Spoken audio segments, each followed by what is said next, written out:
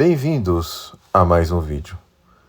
Eu gostaria de tratar hoje sobre a revolução sexual e a influência comunista na mesma revolução e como que isso atingiu até mesmo a própria direita política.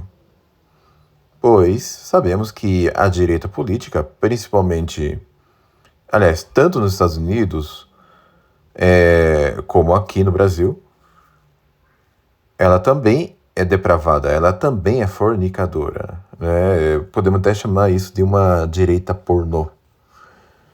E fora também que há pessoas que são homossexuais ou transexuais que se dizem de direita. Então, isso se deve muito a toda essa revolução que vou traçar aqui. Na imagem, vocês verão 3 dos muitos intelectuais que estão envolvidos.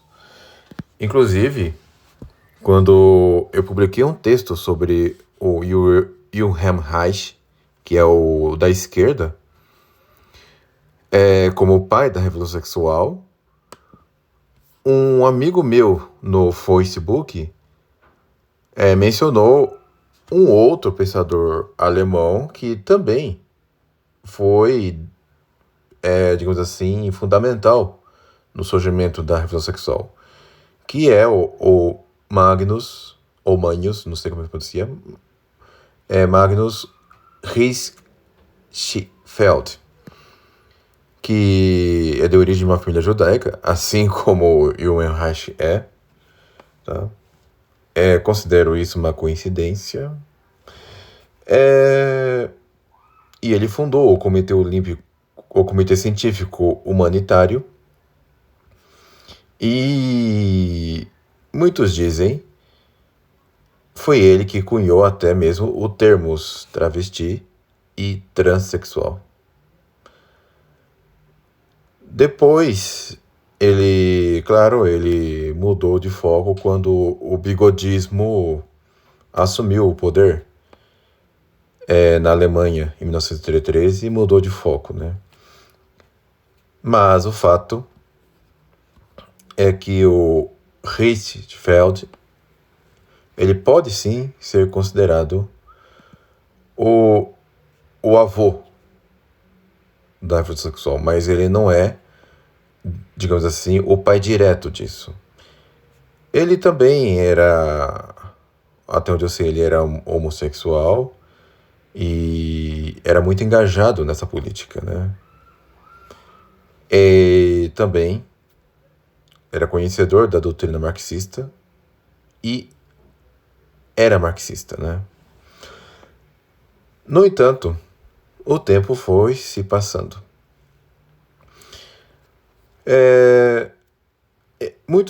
Todos sabem aqui que em 1917 houve a Revolução Bolchevique na Rússia, liderados por Lenin, Stalin e Trotsky.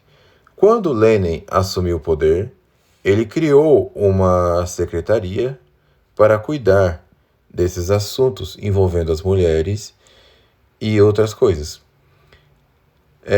que foi a Zenotdel. Isso já em 1900, isso foi em 1919.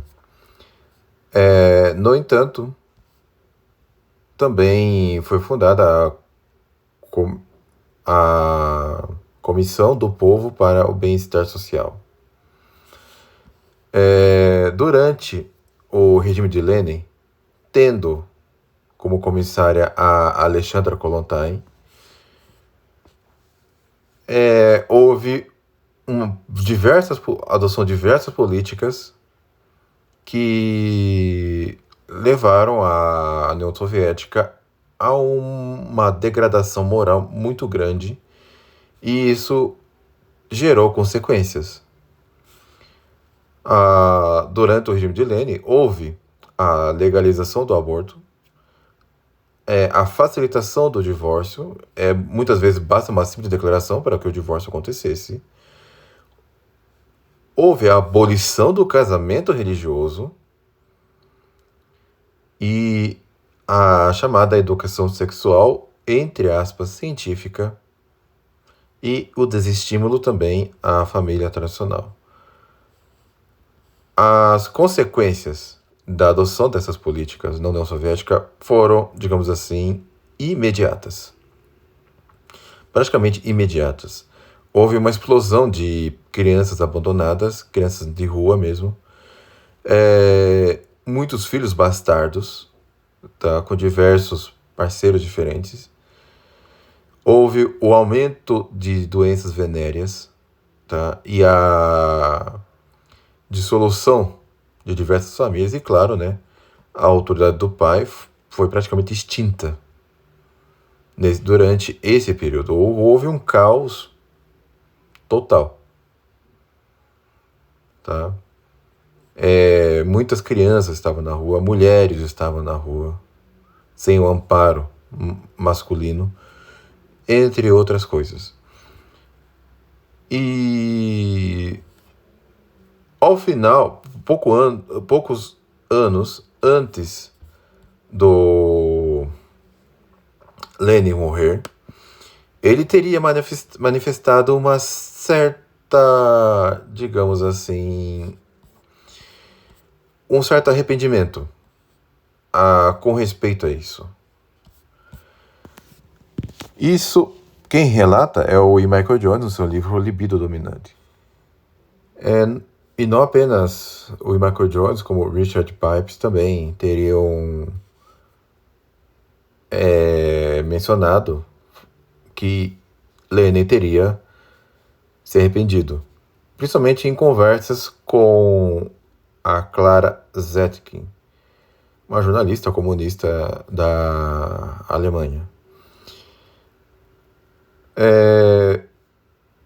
E por quê? Porque, digamos assim, houve uma libertinagem excessiva, tá, que causou esse caos todo. A própria noção do amor teria sido vulgarizada. E o papel formativo da mulher e da maternidade também foram desprezados. E só que Lenin, querendo ou não, né, não conseguiu reverter isso a tempo. Quem vai fazer isso será Joseph Stalin. Stalin, ele reverteu tudo o que a Alexandra Kollontai, que seria expulsa por ele, e a comissão seria fechada em 1930. O fato é que ele criminalizou o aborto, deixando muito restrito, tá? Mais do que aqui, inclusive, né? Pra vocês verem que até um comunista enxerga que isso é mal. O comunista de fato. Restaurou também a penalização da homossexualidade e buscou condenar, pelo menos por palavras, né, a promiscuidade sexual, e acredita que e passou a fazer propaganda mostrando que a família tradicional mesmo é o ideal do regime soviético e que o modelo de mulher soviética é a mulher mãe e trabalhadora. Tá? O divórcio também passou a ser dificultado. Então, a moral proletária, no ponto de vista stalinista, é das pessoas, digamos assim, mais continentes, né? E que é contra o permissivismo sexual, que passou a ser ensinado que é um desvio moral burguês. Então, é muito provável, sim, que Lenin teria ou se arrependido ou pelo menos se mostrado desconfortável, né, com a situação em que a União Soviética entrou. Mas por que isso aconteceu? Sinceramente, eu não sei se a liberalização sexual na União Soviética de alguma maneira teve como um dos seus lidadores o Hirschfeld. Não sei. Mas o fato é que a causa mais direta foi a Alexandra Kollontai, uma mulher. Razão porque ela mesma acreditava que a liberalização sexual é um dos ideais comunistas. Mas vendo que isso foi um desastre na prática, acabou que isso foi revertido. Pois bem,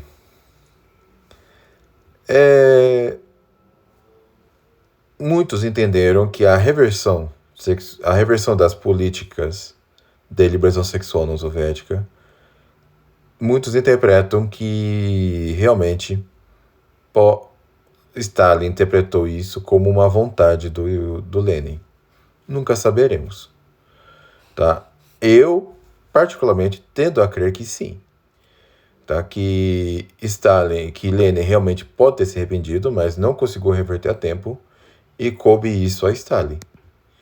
Não porque, claro, não por virtude moral e nem muito menos religiosa, mas por razões pragmáticas. Agora, onde eu quero entrar, onde eu quero chegar com isso? É com respeito ao Wilhelm Reich. Wilhelm Reich, ele nunca deixou de... Ele sempre foi comunista e nunca deixou de ser. Vamos deixar isso bem claro. Quando as políticas de Stalin de liberação sexual estavam em voga, o Wilhelm Reich, ele simpatizou muito com isso. No entanto, Wilhelm Reich, ele era membro do Partido Comunista Alemão, tá? E ele mesmo gostaria muito de conhecer a União Soviética, por conta da liberação sexual.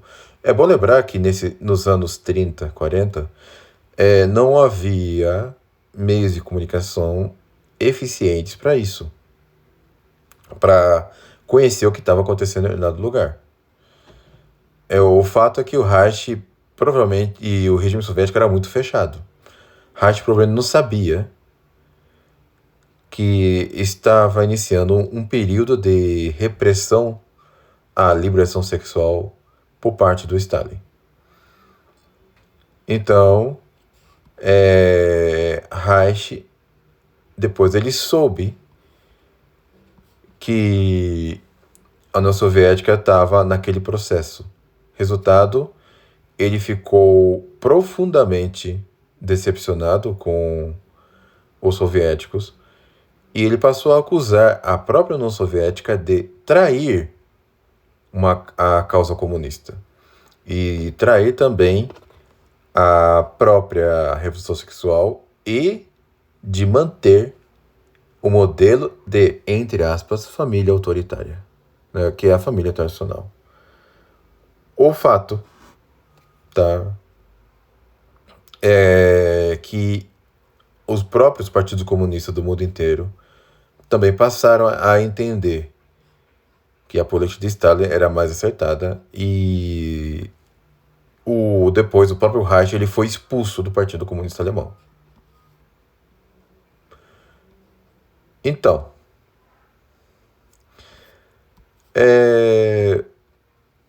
mas Reich, como eu disse, ele nunca deixou de ser comunista. Tá? Ele entendeu que a União Soviética, com Stalin, voltou a promover o que ele chama de uma ordem moral burguesa, uma espécie de protofascismo. Bem, mas quem foi o Wilhelm Reich? Qual era o seu pensamento? Reich, ele escreveu diversos livros, que o principal deles é A Revolução Sexual. E outro livro dele é A Psicologia de Massa do Fascismo, entre outros.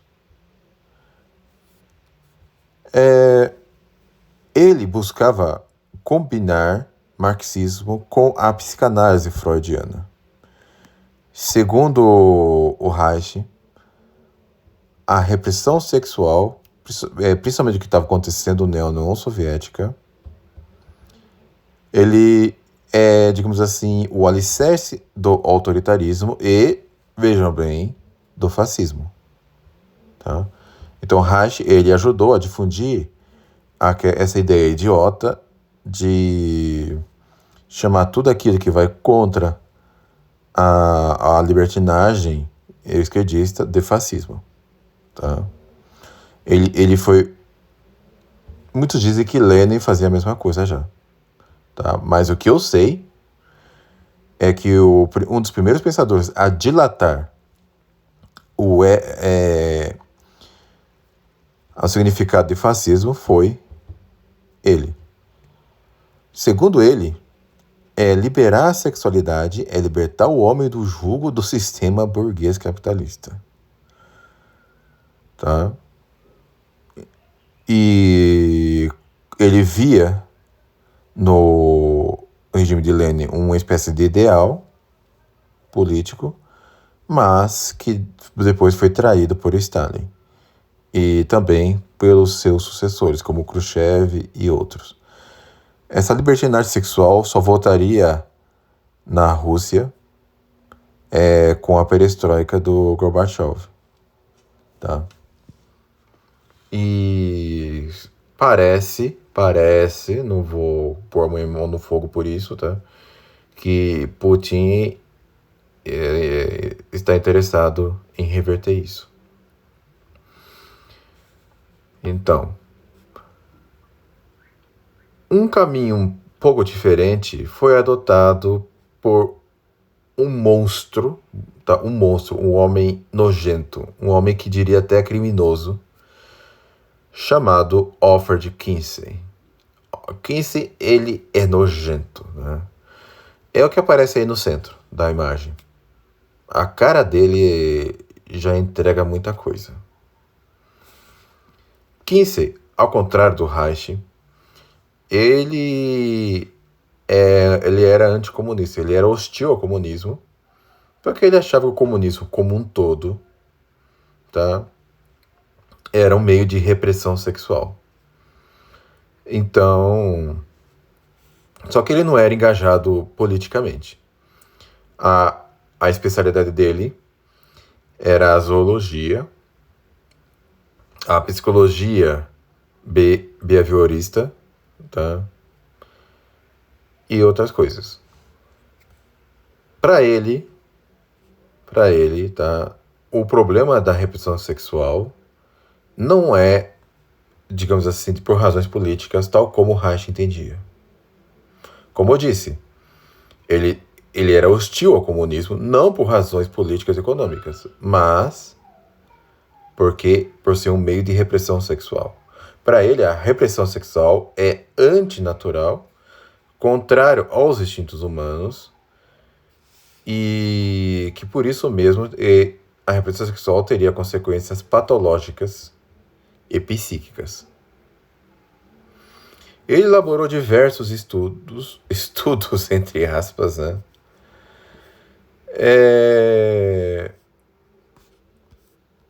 Como, por exemplo, ele publicou 2 livros razoavelmente volumosos com seus pseudos-estudos. Seus 2 estudos são pseudos-estudos, na verdade, né? 2 relatórios. O Sexual Behavior in the Human Male, de 1958, e Sexual Behavior in Human Female, que é de 1953. Ele acreditava que as práticas como adultério, homossexualidade e masturbação eram estatisticamente comuns e naturais. Ele também propunha que a sexualidade humana era fluida e não se encaixava em categorias morais fixas. Ele também acreditava que os dados do relatório, e segundo dizem, tá? E também tudo que indica é verdade, e o relatório com respeito a o relatório masculino de 1948 incluía também pesquisas com crianças, tá? Eu não vou me aprofundar nessa parte, tá? Vocês tirem suas conclusões. Então, são estudos realmente criminosos. O Kinsey, por ser naturalista até o osso, ele não acreditava, evidentemente, na noção de ordem e pecado. E muitos das suas pesquisas incluíam também, eram bem manipuladas, tá? Mas estavam lá pesquisas com presidiários, criminosos sexuais e criminosos que inclusive tinham entre seus crimes envolvendo crianças, tá? Então, Alfred Kinsey, ele era um monstro, tá? Um homem tenebroso.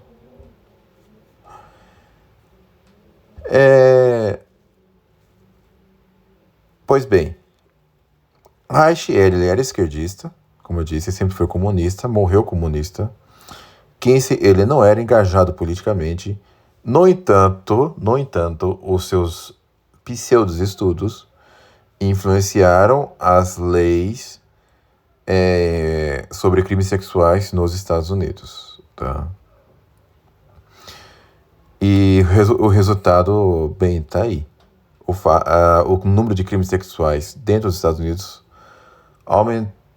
aumentou consideravelmente graças a esses pseudos estudos do Kinsey. O próprio pensamento, aliás, a própria moral sexual do americano médio foi muito alterado por conta desses pseudos estudos do Kinsey. Um outro pensador que também ajudou a moldar a moralidade sexual, não apenas americana, mas também mundial, isso já dentro de um outro espectro político, tá? Estamos falando do Max Eastman. Max Eastman, ele era um comunista extremamente bem engajado. Ele foi o primeiro tradutor de Freud para o inglês. E talvez tenha sido o maior difusor das ideias de Freud dentro dos Estados Unidos. Max Eastman também, ele era um marxista muito bem engajado. Ele era amigo de Trotsky e foi um dos primeiros tradutores, se não o primeiro, de Trotsky e comentador dele, tá? Inclusive, ele escreveu uma biografia de Trotsky já naquela época. No entanto, o que aconteceu? Ele defendia a libertação sexual como uma forma de realização pessoal e da destruição da moral hipócrita. E quando o regime comunista, o regime soviético, começou a passar por aquele processo de reversão na política de libertação sexual dentro da União Soviética, lá dentro, por meio do Stalin, o que aconteceu? Ele se decepcionou com o ideal comunista. Ele começou a crer que o comunismo era um meio de repressão também e passou a militar contra o comunismo. Max Eastman, ele passou a difundir a ideia de que a repressão sexual era coisa de comunista e de regimes autoritários. E qual é a consequência disso? ele deixou de ser comunista para ser um militante anticomunista e passou e começou a tender mais para a direita política. E claro que ele acabou influenciando muita gente. Se nós temos muitos direitistas que se gabam da sua, digamos assim, moral sexual subversiva, tá? Temos os exemplos do pessoal bolsonarista aí, tá? O Bolsonaro é um exemplo disso, convenhamos. Donald Trump é um exemplo disso. E mais no passado, nós temos o Ronald Reagan, temos também a Ayn Rand, a Camille Paglia, temos essas dondocas aí, essas vadias de direita. Então, tudo isso se deve muito ao Max Eastman, seja direta ou indiretamente. Ayn Rand mesmo é influenciada diretamente por esse cara aí. Essa daí. Então, o fato é que a própria direita política hoje, tá, essa direita pornô aí, é influenciada diretamente por ele. Então nós vemos que o próprio comunismo influenciou muito, né, a própria direita que se diz anticomunista. Não nos deixemos levar pela narrativa que muitos querem impor. Nós devemos ser honestos intelectualmente. Por quê? Se o comunismo for exatamente tal, e realmente o é, tal como Karl Marx descreve, o fato é que a liberação sexual, tal como foi proposto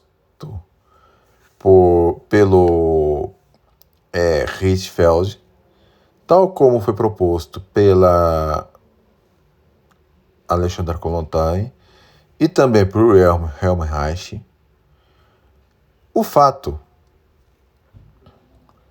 é que a liberação sexual, sim, ela é bem condizente com o ideal comunista. O fato também é que Joseph Stalin e os seus sucessores, tá, até pouco antes da implantação da perestroika, eles foram incoerentes, sim, com o ideal comunista. O fato é esse. O comunismo, ele combina, sim, com a liberação sexual. Totalmente. E a partir do momento em que a própria direita se deixa contaminar por isso, ela está, digamos assim, se mostrando menos opositora desse sistema. Ela é menos opositora da esquerda. A liberação sexual, ela é essencialmente esquerdista. Isso é fato. E o Max Eastman não passou de um infiltrado dentro da própria direita e contaminou essa direita com esse pensamento de liberação sexual, que, convenhamos, hoje ela inteira está contaminada. Então, meus amigos, a liberação sexual, ela é como o próprio E. Michael Jones coloca no seu Libido Dominandi, e também muitos outros autores, como Augustin Laje e Nicolás Marques, que também me ajudaram, autores que me ajudaram a produzir esse vídeo hoje. Todos eles expõem esse fato. A liberação sexual é uma forma para que a própria esquerda se mantenha no poder. E a direita, ela se aproveita disso, porque elas caem nessa narrativa que digamos assim, a continência sexual, a repressão sexual é coisa de autoritário, porque é coisa de soviéticos, é coisa de bigodistas, é coisa de fascistas, é coisa de... É o que foi implementado na Espanha de Franco, no Portugal de Salazar e outros lugares aí. Isso daí, e claro, a Igreja Católica, ela é tirânica por pregar a castidade, por pregar a continência. E assim a roda revolucionária segue. Porque o próprio sexo, como nós estamos vendo aqui, faz parte da agenda. Aliás, perceberam que esse pessoal woke só pensa em sexo? Ou eles só ficam falando de travequismo, de viadagem, e falam contra o casamento, falam de amor livre. Esse pessoal só tem sexo na cabeça. E a direita também só tem sexo na cabeça. Então, encerro por aqui. Fique com Deus e até um próximo vídeo.